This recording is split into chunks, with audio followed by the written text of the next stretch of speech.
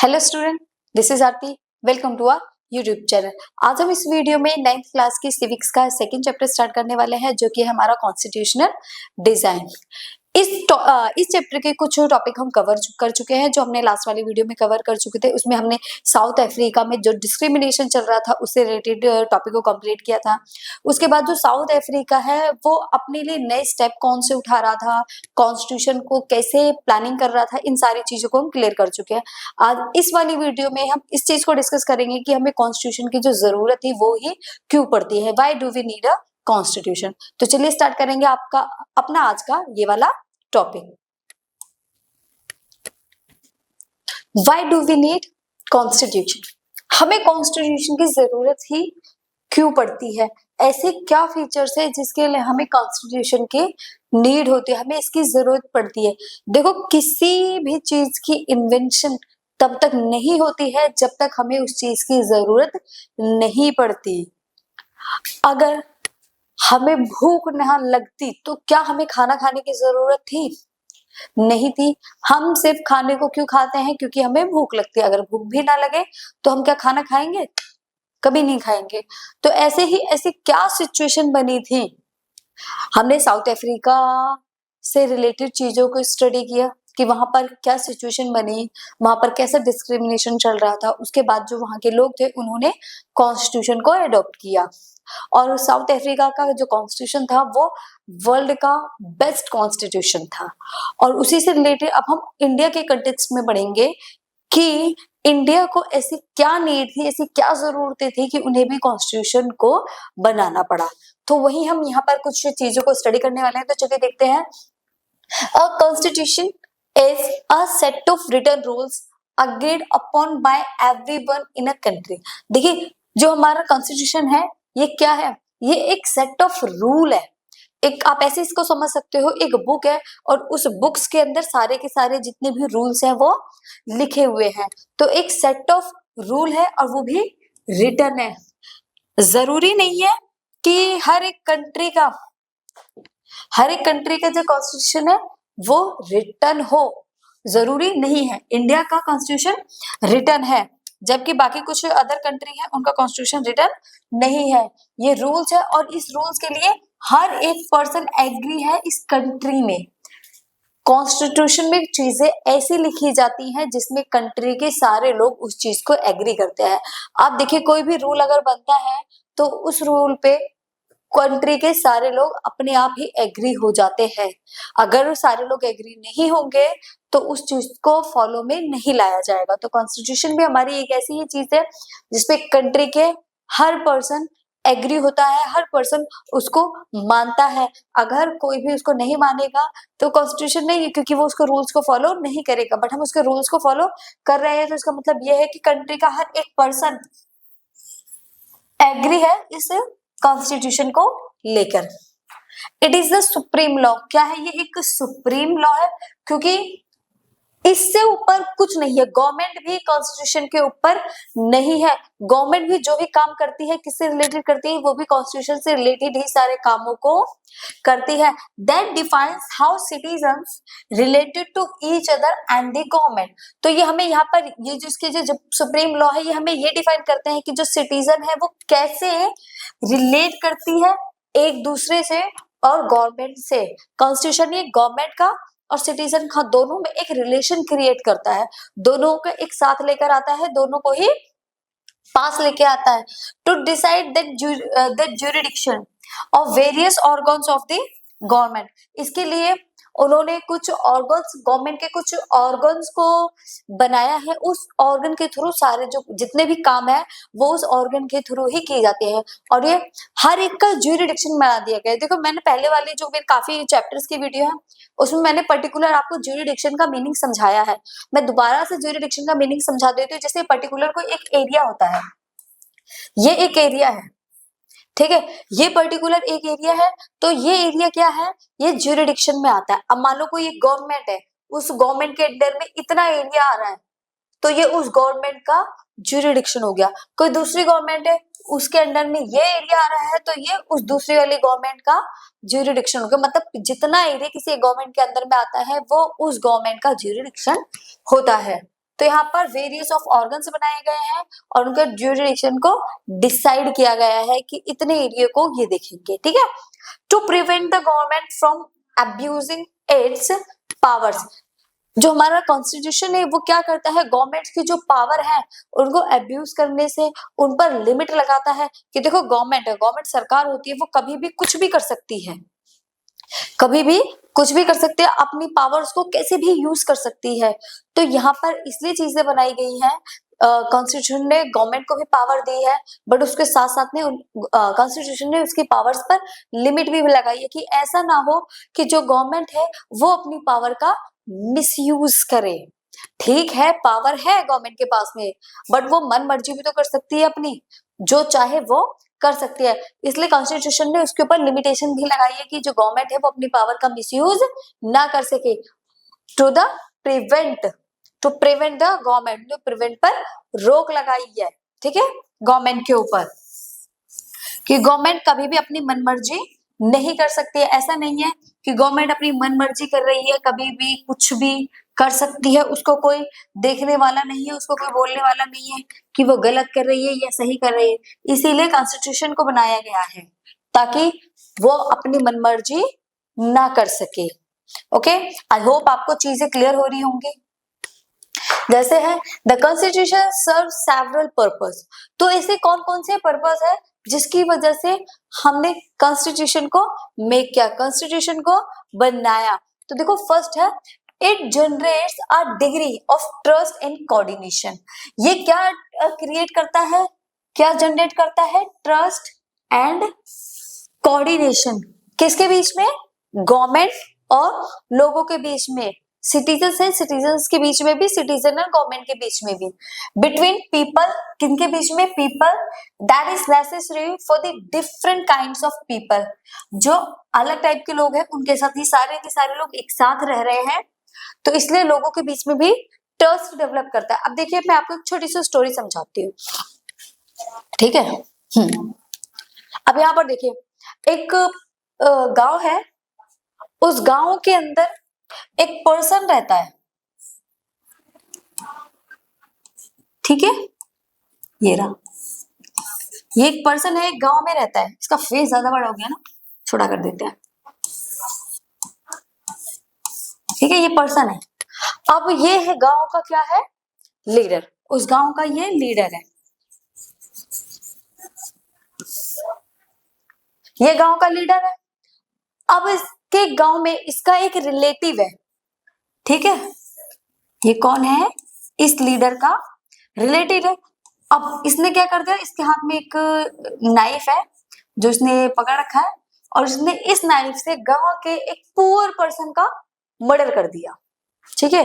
ये बेचारा गांव का पुअर पर्सन, ठीक है, इसको ये गांव का,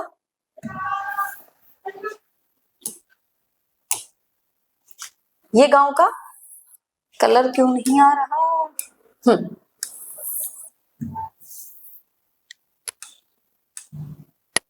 ये गांव का पुअर पर्सन है बेचारा, खुशहाल अपनी जिंदगी को ये जी रहा था, बट तभी इस पर्सन ने इसका क्या कर दिया, मर्डर। अब इसकी क्या हो गई, डेथ। इस गांव में रहने वाले हर एक पर्सन को ये पता है कि इस पर्सन का मर्डर किसने किया है। इसका नाम हम रख देते हैं अमन, ठीक है। इस अमन का जो मर्डर किया है वो किसने किया है, ये जो लीडर का रिलेटिव था, इसने इसका मर्डर कर दिया। गांव में सब जानते हैं, बट डर इतना है कि कोई इसके अगेंस्ट जाने की कोशिश नहीं कर रहा है, और इस चीज को लीडर भी जानता है। तो लीडर ने क्या कहा, इसको बचाने के लिए, अपने रिलेटिव को बचाने के लिए उसने क्या करा, गांव के किसी गरीब इंसान को पकड़ा और उस गरीब इंसान को बोला कि इसका ये जो क्राइम इसने किया है, इसका क्राइम तुम अपने सर पे ले लो, ठीक है, इसका जो क्राइम है तुम अपने सर पे ले लो। अब इसने क्राइम अपने सर पे ले लिया, नहीं लेता तो इसको मुखिया मार देता और इसकी फैमिली वाले को बहुत ज्यादा परेशान करता। मुखिया ने इसको ऐसा बोला, मुखिया बोल सकते हो या आप लीडर बोल सकते हो, क्योंकि गांव का है तो गांव में मोस्टली सरपंच वगैरह होते हैं, ठीक है। अब उसने उसको बोला तो बेचारे को इसका जो मर्डर था वो अपने सर पर लेना पड़ा। अब क्या हुआ, इस गांव में जितने भी सिटीजन थे, जितने भी पीपल थे, क्या इन सभी लोगों का ट्रस्ट इस गवर्नमेंट, अब ये लीडर है तो एक तरह से गवर्नमेंट ही तो है, क्या इन सबका जो ट्रस्ट है,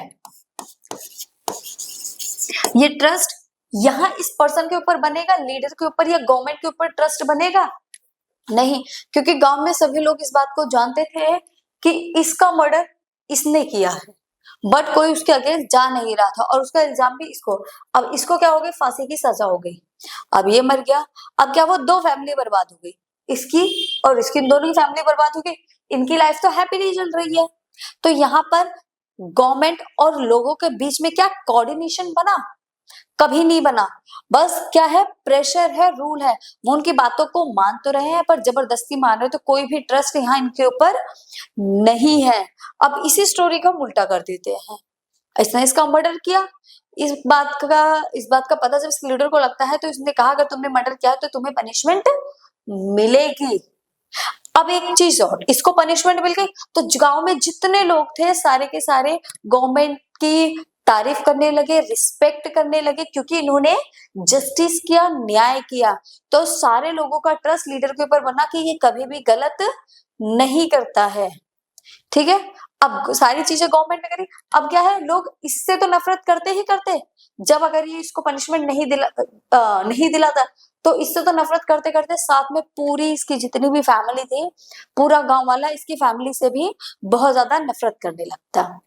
ठीक है, काम तो मेन ये इन्होंने किया, बट नफरत पूरी फैमिली से हो जाती। तो लोगों पीपल्स में भी ट्रस्ट डेवलप नहीं हो पाता, उनमें भी आपस में कोऑर्डिनेशन नहीं बन पाता। जब यही अच्छे काम करेंगे, ठीक है, अपनी पावर्स का मिसयूज ना करके लोगों के फेवर में काम करेंगे, तो लोगों का ट्रस्ट गवर्नमेंट के ऊपर बनेगा और इसकी फैमिली की भी लोग रिस्पेक्ट करेंगे और वो भी गांव वालों की रिस्पेक्ट करेंगे। तो देखो यहाँ पर एक चीज ये समझ आती है कि सिटीजन और गवर्नमेंट में कोऑर्डिनेशन बना, एक दूसरे पर ट्रस्ट बना।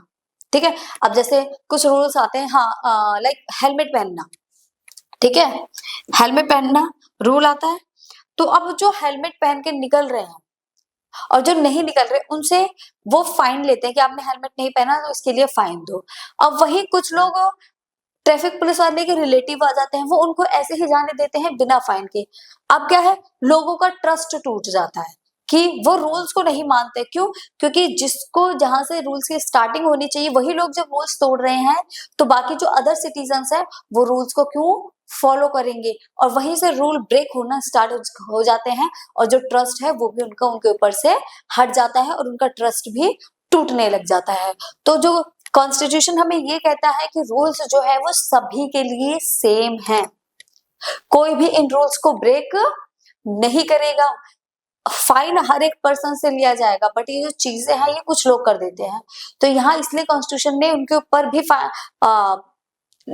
लिमिटेशन लगाई है कि वो भी अपनी पावर्स का मिसयूज नहीं कर सकते हैं। ठीक है, तो ये हमारा फर्स्ट पॉइंट था ट्रस्ट एंड कोऑर्डिनेशन का।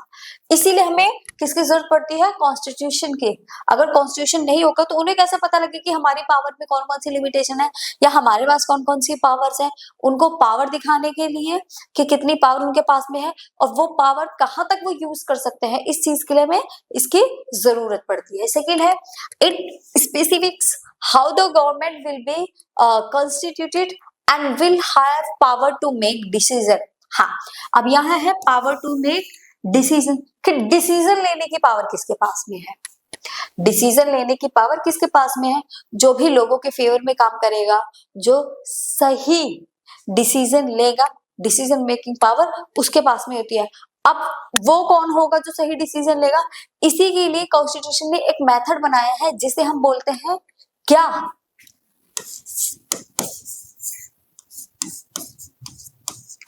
इलेक्शन। क्या बोलते हैं,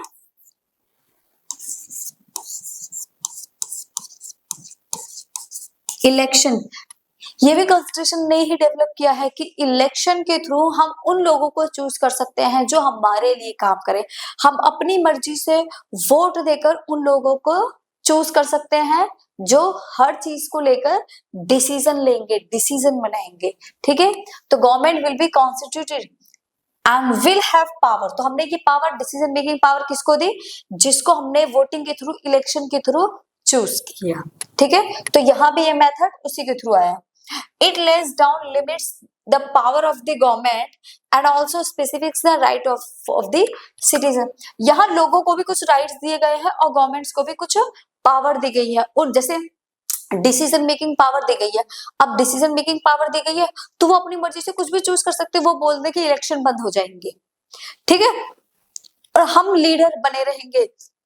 तो लोगों को भी राइट दिए गए हैं कि लोग किसी भी सरकार को चाहे तो, किसी भी गवर्नमेंट को चाहे तो गिरा सकते हैं। लोगों को पास भी ये पावर है कि वो सारे मेजोरिटी में मिलके गवर्नमेंट को ही वहां से हटा सकते हैं। इसलिए कोई भी लीडर अपनी मनमर्जी नहीं कर सकता। तो यहाँ पर उनकी जो पावर है उस पर क्या लग जाती है? लिमिट लग जाती है, और लोगों को भी कुछ राइट्स मिल जाते हैं। उन राइट्स के थ्रू वो गवर्नमेंट को अच्छे से चलने के लिए मजबूर कर सकते हैं। लोगों के पास उनके फंडामेंटल राइट्स हैं, जिसमें उनके पास फ्रीडम का, स्पीच का, इक्वालिटी का, इस टाइप के सारे राइट्स किसको मिलते हैं? सिटीजन्स को मिलते हैं। और गवर्नमेंट अपनी मनमर्जी ना कर सके और कंट्री में वो मोनार्की सिस्टम या डिक्टेटरशिप ना ला सके, इसलिए उनकी पावर को भी लिमिट कर दिया गया है। इसीलिए डेमोक्रेसी के अंदर कोई भी जब डिसीजन लिया जाता है तो वो मेजोरिटी के थ्रू लिया जाता है। जब तक उसमें मेजोरिटी नहीं होगी तब तक उस डिसीजन को फॉलो में नहीं लाया जाएगा। ठीक है, it also express the aspiration of the people about creating a good society. ये जितने ये जो हमारी गवर्नमेंट होती है कि हमेशा लोगों की एस्पिरेशन, लोगों की डिजायर के अकॉर्डिंग काम करती है। उनको पता होता है कि लोगों को क्या चाहिए, इसलिए वो हमेशा लोगों की डिजायर के अकॉर्डिंग ही काम करती हैं। अगर कभी उन्हें लगा कि लोगों की डिजायर के अकॉर्डिंग काम नहीं करेंगे तो उनको उनकी गवर्नमेंट से हटा दिया जाएगा। वो उनको लीडर ही इसलिए बनाया जाता है ताकि वो लोगों की एस्पिरेशन, लोगों की डिजायर के अकॉर्डिंग काम करें। तो यहाँ पर डिजायर का मतलब ये नहीं है कि वो हर एक पर्सन से पूछेंगे आपको क्या चाहिए, आपको क्या चाहिए, तो हम उस काम को करेंगे। नहीं, इसका मतलब ये है कि मेजोरिटी में लोगों को जो चाहिए वो उसके अकॉर्डिंग काम करेंगे। अब जैसे मेजोरिटी ऑफ द पॉपुलेशन को एजुकेशन चाहिए तो स्कूल्स बनेंगे, बेटर एजुकेशन चाहिए तो एडवांस टेक्नोलॉजी आएगी, एडवांस एजुकेशन आएगी। इस टाइप की एस्पिरेशन और डिजायर्स के अकॉर्डिंग जो हमारी गवर्नमेंट है वो काम करती है। तो ये चार, ठीक है, ये 4 फीचर्स हैं या 4 फंक्शन है जिसमें हम ये लिख सकते हैं कि कॉन्स्टिट्यूशन से रिलेटेड अगर हमें कॉन्स्टिट्यूशन की जरूरत क्यों पड़ती है। ये आपका बहुत ही इंपॉर्टेंट क्वेश्चन है, why do we need constitution. तो आप इन 4 फीचर्स को लिख सकते हो। ट्रस्ट एंड कोऑर्डिनेशन डेवलप करने के लिए, डिसीजन मेकिंग पावर के लिए, गवर्नमेंट की पावर पर लिमिट लगाने के लिए ताकि वो अपनी मनमर्जी ना कर सके, लोगों की डिजायर्स, पीपल्स की डिजायर एंड एस्पिरेशन को फुलफिल करने के लिए हमें किसकी जरूरत पड़ती है? हमें कॉन्स्टिट्यूशन की नीड होती है। ओके, ये देखिए, ये हमारा कॉन्स्टिट्यूशन है, ये है हमारी गवर्नमेंट और ये है पीपल। कॉन्स्टिट्यूशन ने चीजों को 2 पार्ट में डिवाइड किया है। एक क्या है हमारा कॉन्स्टिट्यूशन, सॉरी गवर्नमेंट, और दूसरी हमारे पीपल। तो कॉन्स्टिट्यूशन के 3 ऑर्गन्स हैं, ठीक है, क्या है ये इसके ऑर्गन्स? इसके 3 ऑर्गन्स है। फर्स्ट है लेजिस्लेचर। लेजिस्लेचर क्या काम करता है? लॉ मेक करना। ये गवर्नमेंट के 3 ऑर्गन्स है, 3 ऑर्गन्स है, लेजिस्लेचर, जुडिशरी, एग्जीक्यूटिव। लेजिस्लेचर का जो वर्क होता है वो होता है लॉ को मेक करना, और जुडिशरी का क्या होता है? Interprets law. कोई भी लॉ जो बना है उसके पॉइंट्स कैसे नेगेटिव आया रिजल्ट या पॉजिटिव आया उसको इंटरप्रेट कौन करेगा? जुडिशरी। एग्जीक्यूटिव, एग्जीक्यूटिव का काम क्या होता है? एनफोर्सेस लॉ, लॉज को लागू करवाना। जो भी लॉ बनाया गया है उसको लागू करवाने का काम किसका होता है? एग्जीक्यूटिव का होता है। तो देखो, ये 3 ऑर्गन्स को भी इसलिए बनाया गया। अब मान लो सारी पावर हम लेजिस्लेचर को ही दे देते, अगर सारी पावर लेजिस्लेचर को भी देंगे कि लॉ भी आप बनाओगे, आप भी यही देखोगे कि लॉ सही से लागू हुआ है नहीं हुआ, लागू करने का भी काम आपका है, तो लेजिस्लेचर अपनी मनमर्जी कर सकता था। इसलिए गवर्नमेंट ने क्या करा? गवर्नमेंट ने नहीं, कॉन्स्टिट्यूशन ने क्या करा, इनकी तीनों की पावर्स को ही डिवाइड कर दिया। ये तीनों ही वैसे तो गवर्नमेंट का ही पार्ट है, तो इनकी तीनों की पावर्स को ही डिवाइड कर दिया ताकि कोई अपने आप को सुपीरियर ना समझने लगे, ताकि किसी को ऐसा ना लगे कि बिना उसके रहे कोई काम नहीं हो सकता। इसलिए इन तीनों को ही पास सेम पावर है, तीनों को ही इक्वली डिवाइड कर दिया गया है ताकि कोई अपने आप को सुपीरियर ना समझने लग जाए। ओके, इसके ये तीन ऑर्गन्स है और ये इस तरीके से इस पे वर्क करते हैं। Constitution are set of written rules. Constitution क्या है मैं आपको बता चुकी हूँ। जो कॉन्स्टिट्यूशन है of a country is a set of written rule. ये सेट है एक रिटन रूल का दैट आर एक्सेप्टेड, और उसको एक्सेप्ट किया गया है ऑल पीपल, सभी लोगों के द्वारा लिविंग इन अ कंट्री। जो एक कंट्री में रहने वाले जितने भी लोग हैं उन सभी लोगों ने उस कॉन्स्टिट्यूशन को एक्सेप्ट किया है, तभी वो एक कॉन्स्टिट्यूशन बना है। कॉन्स्टिट्यूशन एग्जाम्पल, इसके कुछ एग्जाम्पल है जैसे the USA and France.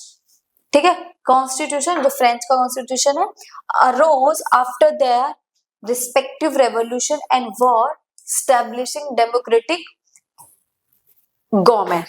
USA और फ्रांस की अगर बात करें तो वहां पर भी कॉन्स्टिट्यूशन है, बट वहां पर जो कॉन्स्टिट्यूशन डेवलप हुआ है वो रेवोल्यूशन और वॉर के बाद में स्टैब्लिश हुआ है। कॉन्स्टिट्यूशन तो फ्रांस और वहां पर भी है, वहां पर डेमोक्रेसी ऐसे ही नहीं आ गई, वहां पर जो डेमोक्रेसी आई है वो बहुत ज्यादा रेवोल्यूशन, बहुत ज्यादा स्ट्रगल वॉर के बाद में आई है, और उनका कॉन्स्टिट्यूशन भी तब बना जब वहां पर डेमोक्रेसी स्टेब्लिश हो गई है। अगर किसी कंट्री में डेमोक्रेसी है तो वहां पर कॉन्स्टिट्यूशन होगा ही होगा, क्योंकि विदाउट डेमोक्रेसी को हम इमेजिन भी नहीं कर सकते। Most democratic countries have constitution and even non-democratic countries requires basic rule for the governance। देखिए मोस्ट ऑफ दी जो डेमोक्रेटिक कंट्री है उन सभी के यहाँ पर आपको कॉन्स्टिट्यूशन देखने को मिलेगा, बट कुछ नॉन डेमोक्रेटिक कंट्री भी है। जहाँ नॉन डेमोक्रेटिक कंट्री है उन कंट्री में आपको कॉन्स्टिट्यूशन की जगह कुछ रूल्स देखने को मिलेंगे, उन रूल्स के थ्रू वहां की जो गवर्नमेंट है वो वर्क करती है, बट वो रिटन रूल नहीं है, तो कभी भी उन रूल्स में चेंजेस आ सकते हैं, कभी भी वो उस रूल्स को चेंज कर लेते हैं। जैसे नेक्स्ट है हमारा making of the Indian constitution. अब यहाँ हम इंडियन के कंटेक्स्ट में बात करेंगे कि इंडिया का जो कॉन्स्टिट्यूशन है उसको कैसे बनाया गया, हमने किन चीजों को फेस किया, उसके बाद हमें ऐसा लगा कि हमारी कंट्री में भी क्या होना चाहिए, कॉन्स्टिट्यूशन होना चाहिए। ठीक है, The making of the constitution for a huge and diverse country like India was not an easy affair। देखिए इंडिया एक बहुत बड़ी कंट्री है, इतनी बड़ी कंट्री के लिए कॉन्स्टिट्यूशन बनाना, कॉन्स्टिट्यूशन बनाने का मतलब है इस कंट्री में रहने वाले जितने भी पीपल्स हैं वो सभी पीपल्स इस बात को एग्री करे, इसको माने कि कॉन्स्टिट्यूशन बनेगा, और उसमें जितने भी रूल्स हैं वो रूल्स ऐसे होने चाहिए कि वो किसी भी पर्सन की लाइफ को इफेक्ट ना करें। मीन्स सारे लोगों के लिए रूल्स होने चाहिए, सबको उसमें अपना प्रॉफिट दिखाई देना चाहिए। अगर ऐसा नहीं हुआ तो वो उसके अगेंस्ट चले जाएंगे, और जहां पीपल्स अगेंस्ट गए वहां कॉन्स्टिट्यूशन बनने का कोई फायदा नहीं है, क्योंकि अभी हमने पढ़ा है कि कंट्री में रहने वाले सभी लोग उस कॉन्स्टिट्यूशन को एक्सेप्ट करते हैं। यही क्या है हमारा कॉन्स्टिट्यूशन। तो ऐसा कॉन्स्टिट्यूशन होना चाहिए कि सारे लोग उस चीज को एग्री करें। अब मान लो करोड़ों की पॉपुलेशन में आप एक चीज पे सबको एग्री करवा रहे हो, थोड़ा सा टिपिकल है। और इतनी बड़ी कंट्री और जिसके में कि कंट्री के सारे लोग डाइवर्स हैं, कोई ईस्टर्न, कोई वेस्ट, कोई साउथ, कोई नॉर्थ, लैंग्वेज अलग, कल्चर अलग, सब कुछ बिल्कुल डिफरेंट है। उसके बाद आप सभी लोगों को एक टॉपिक के ऊपर एग्री करा रहे हो, थोड़ा सा मुश्किल था। जो कि यहाँ पर बोला गया है India was not easy affair, मतलब इंडिया में कॉन्स्टिट्यूशन को बनाना थोड़ा सा मुश्किल था, इवन थोड़ा सा क्या बहुत ज्यादा मुश्किल था। और सबसे बड़ी बात जिसमें कि ये हुआ था कि रिसेंटली कंट्री को दो पार्ट में डिवाइड किया गया था, इंडिया और पाकिस्तान। एक ऐसी कंट्री जिसमें अभी भी डिवीजन हुआ है, रिसेंटली डिवीजन हुआ है, जहां लोगों के अंदर यूनिटी नहीं है, लोगों में ट्रस्ट नहीं है, उनको ये डर लग रहा है कि कभी भी हमें भी इस कंट्री से निकालकर बाहर फेंक सकते हैं। उस कंडीशन में आप कॉन्स्टिट्यूशन को मेक कर रहे हो, उस कंडीशन में आप कॉन्स्टिट्यूशन को बना रहे हो, तो इस टाइप की कंडीशन में कॉन्स्टिट्यूशन को बनाना बहुत ज्यादा मुश्किल है। क्यों मुश्किल है?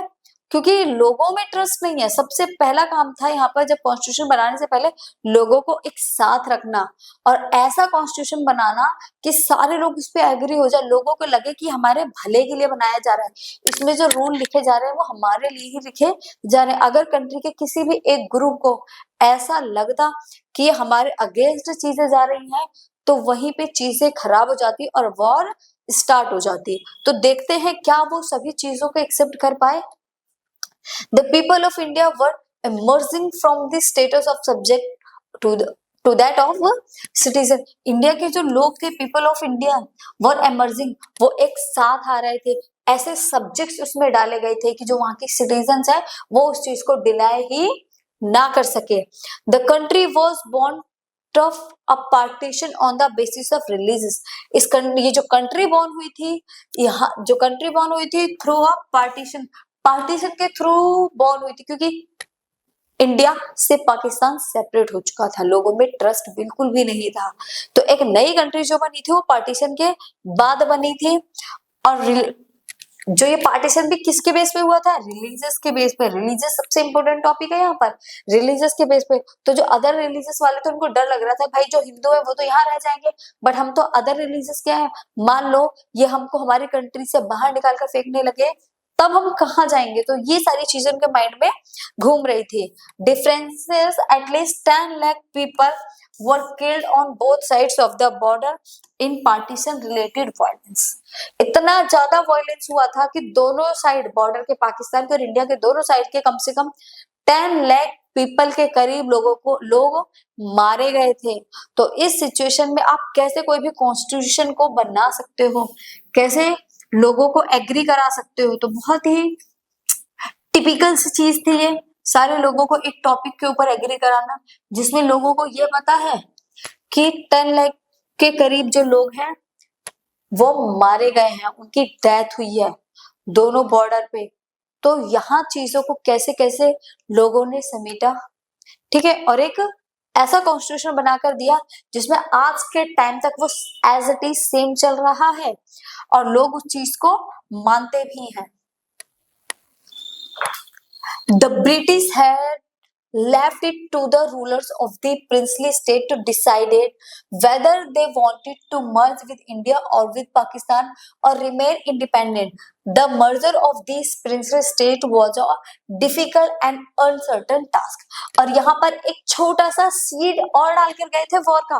वो कौन थे? वो थे ब्रिटिश। ब्रिटिश ने यहाँ एक छोटा सा सीड और डाल दिया था, या फिर एक छोटा सा बीज डाल दिया था। किस चीज का? वॉर का।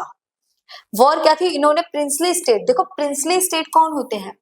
जो हमारी कंट्री थी इंडिया, वो 3 पार्ट में डिवाइड थे। एक तो ब्रिटिश इंडिया, ब्रिटिश इंडिया वो पार्ट था जो ब्रिटिशर्स के अंडर में आता था, सॉरी 2 पार्ट में डिवाइड थी, एक ब्रिटिश इंडिया था और दूसरा प्रिंसली स्टेट। ब्रिटिश इंडिया वो था जो ब्रिटिश के अंडर में आता, तो प्रिंसली स्टेट वो था जहां पर राजा वगैरह रूल करते थे, वो प्रिंसली स्टेट था। तो जब ब्रिटिशर्स यहाँ से जाने लगे तो उन्होंने जाते जाते एक बीज डाल दिया। उन्होंने जितने भी प्रिंस थे या प्रिंसली स्टेट थे उनको ये बोलना, देखो आपके पास ऑप्शन है, या तो आप पाकिस्तान में मिल जाओ, ठीक है, या इंडिया में मिल जाओ, या अपनी सेपरेट इंडिपेंडेंट अपनी कंट्री बना लो। अगर आप किसी को फ्रीडम दोगे कि आप इंडिपेंडेंट कंट्री बना सकते हो तो लोगों के माइंड में क्या जाएगा? हम किसी के भी साथ मिलने से अच्छा है हम इंडिपेंडेंट क्यों ना बन जाए, हम फ्रीली अलग ही क्यों ना हो जाए। अगर ऐसा हो जाएगा, ऐसा होता तो पूरी की पूरी जो कंट्री हमारी वो बहुत सारे पार्ट्स में डिवाइड हो जाती। आज इंडिया के आपको 10 से 12 टुकड़े देखने को मिलते, और इंडिया और पाकिस्तान का तो सेपरेशन था ही था, इसके अलावा भी आपको बहुत सारे इंडिया के टुकड़े देखने को मिल जाते। बट जो हमारी इंडियन गवर्नमेंट थी उसने ऐसा नहीं होने दिया। उन्होंने प्रिंसली स्टेट्स को, कुछ को तो प्यार से अपने साथ मिला लिया, जो इंडिया में मिलना चाहते थे उनको इंडिया में मिला लिया, और कुछ को फोर्सफुली भी इंडिया में मिला लिया। उस टाइम थोड़ा सा टिपिकल लग रहा था, बट धीरे धीरे टाइम के साथ चीजें सही होती चली गई। हैदराबाद का एक लीडर था निजाम, उसने क्या करा? वो एक बहुत ही क्रूअल लीडर था, तो वहां की जो सिटीजन्स थी ना, उन्होंने इंडियन गवर्नमेंट से रिक्वेस्ट करी कि आप इस लीडर को यहाँ से हटाओ। तो वहां पर इंडियन गवर्नमेंट ने अपनी आर्मी भेजी थी और उसके बाद हैदराबाद को इंडिया में मिला लिया गया था, क्योंकि जो हैदराबाद है वो अपनी एक सेपरेट कंट्री की डिमांड कर रहा था। तो इस तरीके से princely state was a difficult. तो यहाँ पर थोड़ी सी प्रॉब्लम प्रिंसली स्टेट के लिए भी थी कि वो क्या करे, इंडिया के साथ मिले, पाकिस्तान के साथ मिले, या फिर इंडिपेंडेंट रहे। तो इंडियन गवर्नमेंट ने यहाँ पर थोड़ा सा अपना अच्छा वर्क दिखाया। उसमें सबसे बड़ा कंट्रीब्यूशन जाता है डॉक्टर भीमराव अंबेडकर को। उनकी वजह से ये सारी चीजें हो पाई। लोगों को जो प्यार से मिल गए वो प्यार से आ गए, वरना कुछ को फोर्सफुली भी अपने साथ इंडियन यूनियन में या इंडियन गवर्नमेंट के साथ में मिला लिया गया था। When the constitution was being written, the makers of the constitution had anxiety about the present and future of the country। जब कॉन्स्टिट्यूशन को बनाया जा रहा था, ये कॉन्स्टिट्यूशन को लिखा जा रहा था, ड्राफ्ट किया जा रहा था, तो जो कॉन्स्टिट्यूशन मेकर थे वो बहुत ही ज्यादा एंजाइटी थे, टेंशन थी, वरीड थे। क्यों? क्योंकि इनको एक ऐसा कॉन्स्टिट्यूशन बनाया था कि जो सिर्फ आज ही वर्क ना करे, आने वाले 100 साल बाद तक भी ये वर्क करे। ऐसा ना हो हम आज ऐसे रूल्स लिख दे जो आज तो लोगों को सेटिस्फाई कर रहे हैं, बट आने वाले टाइम में इन्हीं रूल्स की वजह से लोगों में वॉर हो रही है। तो उन्हें ऐसा नहीं बनाना था। और आज हम अपने कॉन्स्टिट्यूशन को देख भी रहे हैं, उन्होंने एक ऐसा कॉन्स्टिट्यूशन बनाया है कि आज हमें फ्रीडम मिली, इंडिपेंडेंस में कितना टाइम हो गया, उसके बाद आज तक जो कॉन्स्टिट्यूशन हमारा सेम चल रहा है, हमें कभी कोई दिक्कत नहीं आई। तो उनकी थिंकिंग देखो, उनकी सोच देखो कि उन्होंने कितनी दूर का सोचा। जो भी लीडर थे हमारे, वो सारे के सारे फार साइटेड लीडर थे। फार साइटेड लीडर का मतलब होता है दूर की सोच रखने वाले। उन्होंने इतना दूर का सोचा, ऐसा लगता भी नहीं कि आने वाले कुछ टाइम में हमें उस कॉन्स्टिट्यूशन से लेकर कोई प्रॉब्लम होने वाली है। तो ये थे हमारे कॉन्स्टिट्यूशन मेकर, और इसीलिए उन्होंने मे बी इसीलिए हम इस कॉन्स्टिट्यूशन को मानते हैं, फॉलो करते हैं, क्योंकि जो हमारे लीडर्स हैं उन्होंने इतना अच्छा कॉन्स्टिट्यूशन बनाया, और साथ ही साथ ऐसे हमें कभी भी कोई प्रॉब्लम नहीं हुई है कि हमें उससे रिलेटेड कोई प्रॉब्लम फेस करनी पड़ी हो। उनका जो कंट्रीब्यूशन था, तो हम इतने महान, इतने ग्रेटेस्ट लीडर के कंट्रीब्यूशन को ऐसे ही बेकार नहीं जाने दे सकते, इसलिए हम अपने कॉन्स्टिट्यूशन को फॉलो करते हैं। ठीक है। Circumstances at the time of making of the Indian constitution. ऐसे कौन कौन से सर्कमडेंसेस थे जो कॉन्स्टिट्यूशन मेकिंग के टाइम पर फेस करने पड़े थे? जैसे फर्स्ट है, India was still the colony of Britain. India Britain की कॉलोनी था, तो वो लोग नहीं चाहते थे कि ये अपना एक कॉन्स्टिट्यूशन बनाए। बट बाद में जब उनको लगा कि अब हमारे बस की नहीं है, जैसे साउथ अफ्रीका में व्हाइट्स ने छोड़ दिया था कि अब हमें और ज्यादा हैंडल नहीं कर सकते हैं, वैसे ही इंडिया में जब उन्हें लगा कि अब हमारे बस की नहीं है इन पे रूल करना, तो उन्होंने इंडिया को अपनी कॉलोनी से फ्री कर दिया, इंडिपेंडेंस दी थी। और इंडिया के कॉन्स्टिट्यूशन में काफी ब्रिटिशर्स भी थे जिन्होंने इंडियन कॉन्स्टिट्यूशन को मेक करने में हेल्प करी थी। Partition of the country on religious base, एक ये पॉइंट था जो फेस करना पड़ा था, पार्टीशन इंडिया और पाकिस्तान का, जो रिलीजियस के बेसिस पे था। नेक्स्ट है लार्ज स्केल वायलेंस, और इतना ज्यादा वायलेंस हुआ था इसमें 10 लाख पीपल किल्ड थे, मारे गए थे। तो ये सिचुएशन सबको डरा देने वाली सिचुएशन थी। रिफ्यूजी प्रॉब्लम, बाहर से लोग आके इंडिया में रह रहे थे। इंडिया खुद एक पुअर कंट्री था, और वो बाहर के लोगों का, रिफ्यूजी को कैसे हैंडल कर पाएगा? ऐसा नहीं है इंडिपेंडेंस मिलने का सारी चीजें बहुत अच्छे से सही हो गई थी, उसके काफी लॉन्ग टाइम तक चीजें हमें फेस करनी पड़ी थी। Merger of the princely state भी इंडिया में मिल रहे थे। इकोनॉमिकली अ पुअर कंट्री, और इंडिया इकोनॉमिकली भी एक पुअर कंट्री था, इंडिया में ज्यादा इनकम नहीं थी। ठीक है, ये सर्कमस्टेंसेस थे जो हमें फेस करने पड़े थे। कब? Making of the constitution, constitution को बनाते टाइम में। द पाथ ऑफ कॉन्स्टिट्यूशन, इसके कुछ पाथ है कॉन्स्टिट्यूशन के, तो इसको देखते हैं क्या पाथ है कॉन्स्टिट्यूशन के। फर्स्ट है existing census. Unlike South Africa, India already had a broad agreement on democratic principles before drafting the constitution. South Africa की तरह इंडिया में भी पहले से ही चीजों को एग्रीमेंट किया गया था कि डेमोक्रेटिक कंट्री में ये सारी चीजें होनी चाहिए, किस टाइप के प्रिंसिपल होनी चाहिए, इन सारी चीजों को पहले ही ड्राफ्ट कर लिया गया था कि जब हमारी कंट्री को फ्रीडम मिलेगी, डेमोक्रेटिक कंट्री बनेगी, तब हमें अपने कॉन्स्टिट्यूशन में किन किन चीजों को ऐड करना है, इस चीज को पहले से ही ड्राफ्ट कर लिया गया था। फाउंडेशनल डॉक्यूमेंट्स बनाए गए थे। की documents like the 1928 Motilal Nehru Jawaharlal Nehru के फादर थे। इन्होंने कॉन्स्टिट्यूशन को पहले ही ड्राफ्ट कर लिया था 1928 में। And the 1931 Karachi resolution laid the ground work for universal adult franchise. 1931 में कराची रेजोल्यूशन हुआ था, जिसमें उन्होंने किस पे काम किया था, यूनिवर्सल एडल्ट फ्रेंचाइजी पे, कि सभी को वोटिंग राइट मिलना चाहिए पूरे वर्ल्ड में, इसीलिए इसको यूनिवर्सल अडल्ट फ्रेंचाइजी बोला जाता है। एंड माइनॉरिटी राइट्स, और जो लोग माइनॉरिटी में हैं उनको भी राइट्स मिलने चाहिए, जिससे उनको ये ना लगे कि हम इस कंट्री का पार्ट ही नहीं है या हमारे साथ डिस्क्रिमिनेशन किया जा रहा है।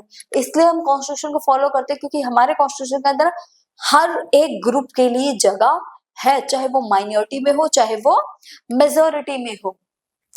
तो 28 में ही मोतीलाल नेहरू जो थे, 28 में ही मोतीलाल नेहरू ने कॉन्स्टिट्यूशन को ड्राफ्ट कर लिया था कि हमें कॉन्स्टिट्यूशन के अंदर अगर हमें जब भी फ्रीडम मिलेगी, जिस भी टाइम में हमें फ्रीडम मिलेगी,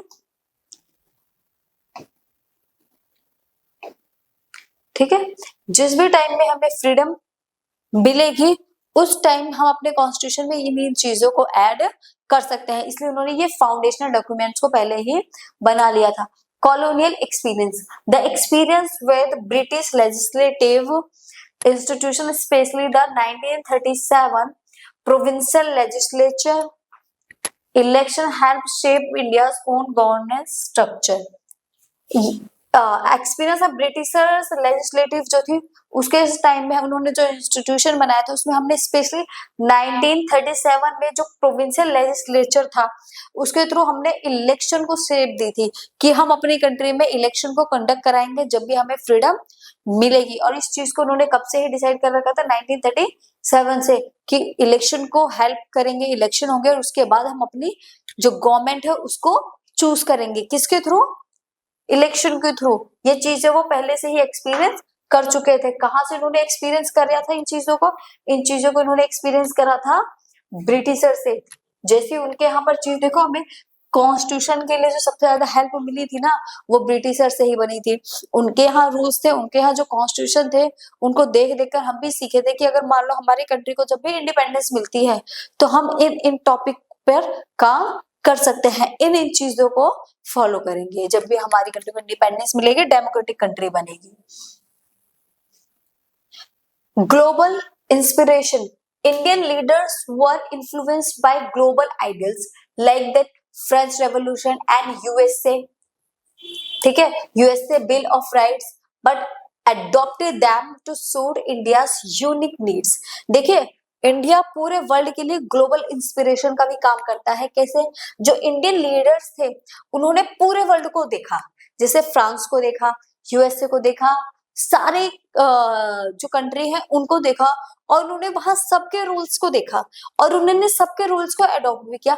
बट उन सारे रूल्स को अडॉप्ट करने के बाद उन्होंने अपनी कंट्री में सिर्फ उन्हीं रूल्स को रखा जो हमें लगता था ये रूल्स इंडिया के लिए फिट है, इंडिया के लिए सुटेबल है, सिर्फ उन्हीं रूल्स को रखा, बाकी को उन्होंने नहीं रखा। जो इंडिया की नीड्स को फुलफिल करे, ठीक है, जो इंडिया को यूनिक बनाए, सिर्फ उन्हीं रूल्स को हमने रखा, बाकी हमने किसी भी रूल्स को नहीं रखा। जैसे बिल ऑफ राइट यूएसए का है, जिसको हमने अपनी कंट्री में लिया है कि बिल ऑफ राइट हमारा कैसा है, बिल ऑफ राइट हमारा अमेरिका जैसा है। अब फ्रांस में रेवोल्यूशन के बाद जैसे आइडियाज आए उन सबको हमने फॉलो, मतलब हम ये कह सकते हैं हमने देखा सुना सबको, बट करा जो हमारे लिए अच्छा था, ठीक है, सिंपल वर्ड्स में हमने देखा सबको, पूरे वर्ल्ड को देखा, किस कंट्री में कैसे रूल्स हैं, कैसे चल रहे हैं, सारी चीजों को देखा और समझा, बट किया हमने वही जो हमारी कंट्री के लिए सुटेबल था। Thoughtful adaptation, years of deliberation ensured that the constitution was not a mere limitation but a well considered document tailored for India। देखो, काफी years के बाद उनका जो डेलिब्रेशन था एंड उसने ये इंश्योर किया कि जो हमारा कॉन्स्टिट्यूशन है वो एक लिमिटेशन नहीं है, वो लिमिटेशन नहीं है, किसी को बाउंडेशन में नहीं बांधता, लेकिन साथ ही साथ वो ये भी कंसीडर करता है कि वो एक डॉक्यूमेंट है, सबको जिसका जो काम है वो करने के लिए वो प्रेफर करता है। कोई अपनी पावर्स का मिसयूज भी नहीं कर सकता, ठीक है, जितनी उसकी पावर है वो उसी में रहकर उसका यूज कर सकता है, जिससे सभी को क्या हो, प्रॉफिट हो जाए। ठीक है, ये हमारा क्या था, कॉन्स्टिट्यूशन था। इस टाइप का कॉन्स्टिट्यूशन इंडिया में बनाया गया था। ठीक है, beginning of the making of Indian constitution. अब बिगिनिंग कैसे की गई थी इंडियन कॉन्स्टिट्यूशन को बनाने की? देखिए, इन 1928 Motilal Nehru and 8 other Congress leader, Motilal Nehru के साथ साथ में हमारे 8 अदर लीडर्स भी थे, जिन्होंने हमारा जब कॉन्स्टिट्यूशन ड्राफ्ट हो रहा था तो उसमें हेल्प करी थी। Drafted a constitution of India, India के कॉन्स्टिट्यूशन को क्या किया गया था, ड्राफ्ट किया गया था। कब इंडिया के कॉन्स्टिट्यूशन को ड्राफ्ट किया गया है? 1928 में, at the Karachi session of the Indian national Congress in 1931 the leaders decide on how the Indian constitution should look like. Karachi session में, जब कराची सेशन हुआ था 1931 में, कांग्रेस के लीडर ने कराची सेशन रखा था, तो उसी टाइम हमने ये डिसाइड कर लिया था कि जब भी हमारा कॉन्स्टिट्यूशन बनेगा तो वो दिखने में कैसा होगा, Indian constitution should look like, कैसा हमारा कॉन्स्टिट्यूशन दिखेगा। ये हमने कब डिसाइड कर लिया था? 1931 में ही डिसाइड कर लिया था। और हमारा जो कॉन्स्टिट्यूशन बनकर रेडी हुआ है वो हुआ है 26 नवंबर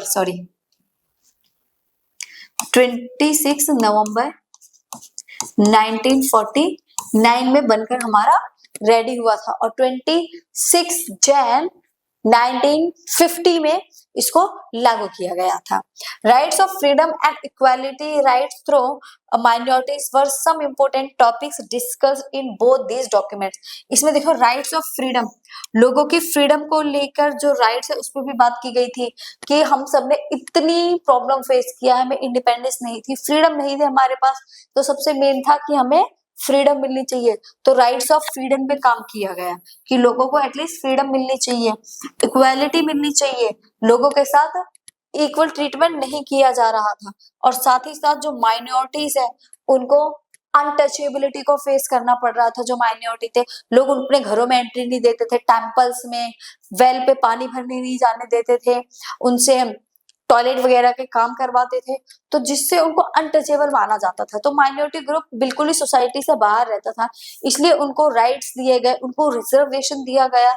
हर एक सोशल ग्रुप के लिए कॉन्स्टिट्यूशन में एक जगह बनाई गई कि किसी कंट्री में रहने वाले किसी भी ग्रुप को ऐसा ना लगे कि वो यहाँ से सेग्रीगेशन में सेपरेट है, उसको आइसोलेट, वो अपने आप को ना समझे, इसलिए कॉन्स्टिट्यूशन में सबके लिए जगह बनाई गई। इसीलिए जो इंडिया का कॉन्स्टिट्यूशन है पूरे वर्ल्ड में इसे बेस्ट माना जाता है, और आज तक सबसे सक्सेसफुली चलने वाला भी इंडियन कॉन्स्टिट्यूशन है, क्योंकि इस कॉन्स्टिट्यूशन में हर एक चीज के लिए, मेल हो फीमेल हो, माइनॉरिटी हो मेजोरिटी हो, हर एक सोशल ग्रुप के लिए, हर एक लैंग्वेज के लिए इसमें जगह बनाई गई है।